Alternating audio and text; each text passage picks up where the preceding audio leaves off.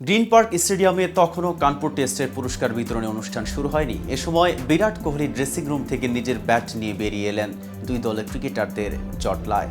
বাংলাদেশ দলের ক্রিকেটারদের মধ্যে থেকে সাকিব আল হাসানকে খুঁজে বের করে তাকে অবাক করে হাতে ধরিয়ে দিলেন MRF ব্যাট। উপহার হাতে পেয়ে সাকিব একটু অবাকই হলেন।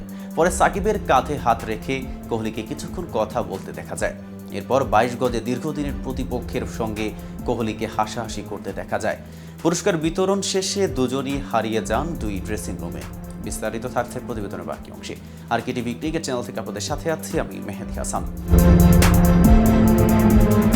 আন্তর্জাতিক ক্রিকেট ক্যারিয়ারের পরন্ত বেলায় বাংলাদেশের বড় পোস্টার বয় সাকিব আল হাসান টি-20 বিশ্বকাপে খেলে ফেলেছেন ফরম্যাটটিতে নিজের শেষ ম্যাচ।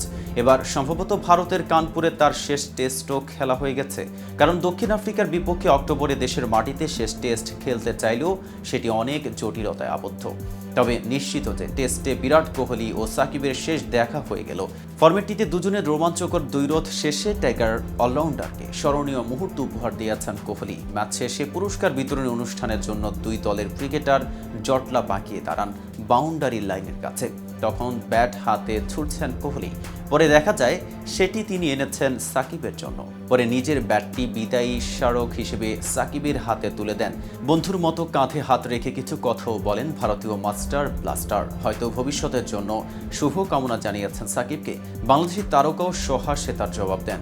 কানপুরের গ্রিন পার্ক স্টেডিয়ামে মঙ্গলবার বাংলাদেশকে 7 উইকেটে হারিয়ে 2-0 ব্যবধানে টেস্ট সিরিজ জিতেছে স্বাগতিক ভারত, যেখানে বাজে ব্যাটিংয়ের প্রদর্শনী দেখিয়ে নাজমুল হোসেন শান্তর দল মাত্র 95 রানের লক্ষ্য দিয়েছিল।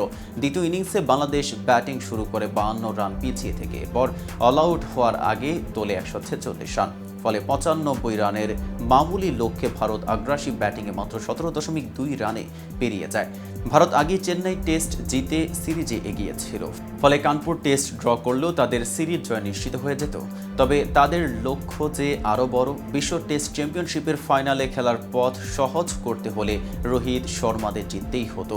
অথচ এর আগে আড়াই দিন বৃষ্টি ও মাঠের দুর্বল ব্যবস্থাপনার কারণে খেলাই হয়নি। কিন্তু 2 দিনের বাংলাদেশকে হারানোর জন্য আগ্রাসী ব্যাট চালিয়েছেন ভারতীয় ব্যাটাররা। প্রথম ইনিংসে তারা 8.22 রান রেটে 285 রান তুলে ইনিংস ঘোষণা করে। বাংলাদেশি ব্যাটাররা তাদের দেওয়া লিড পেরোনোর আগেই দ্বিতীয় ইনিংসে 3 উইকেট হারায়। শেষ পর্যন্ত দাঁড় করায় 95 রানের মামুলি লক্ষ্য। যশস্বী জয়সওয়ালের 50 এবং কোহলির 29 রানের সুবাদে তারা সেটি সহজেই পেরিয়ে যায়। এদিকে নিজের সম্ভাব্য শেষ টেস্টে ব্যাট হাতে কিছু দেখাতে পারেননি সাকিব। 2 ইনিংসে আউট হয়ে যান যথাক্রমে 9 ও 0 রানে। তবে বল হাতে প্রথম ইনিংসে দেখিয়েছেন ঝলক, স্বীকার করেছেন 4 উইকেট। তো ভিউয়ার্স, ভিডিওটি সম্পর্কে আপনাদের কোনো মতামত থাকলে জানতে পারেন কমেন্ট বক্সে। সাথে নিয়মিত ক্রিকেট আপডেট পেতে কেটিভি ক্রিকেটের সাথেই থাকুন।